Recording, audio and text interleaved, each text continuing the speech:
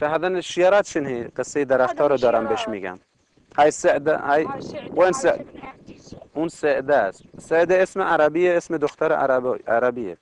به اون درخت نامگذاری شده. حالا این درخت خوش به حالش. والله ما حد شايفه، قول الدرويش ماله میگه يقول هاي اخت. میگه درویشه خود این بارگاه گفته که سعده هي یکی از خواهراشه. والله انا خواهم ما سکینه هم این وسطی است، این هم باز خواهر دوم غیبه.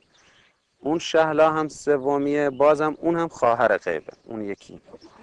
این ستا میگن که خواهران غیبن. حالا نمیدونیم، اینا حرف میزنن. شلون این خوات هردن خسته در شلون خوات. من سوال کردم که مگه اینا حرف میزنن؟ میگه که یکی از دراویش، حالا یکی از فرزندان اون خانواده گفته که اگر واقعا اینا خواهرای غیب میشن، پس چطور خانواده ما از قدیم که اینجا بودن و نگهبان بودن و خادم بودن، چطور نگفتن اینا خواهراشن؟ چطور تو دوره ما گفتن؟ پس به این شکل ما هم ردش میکنیم.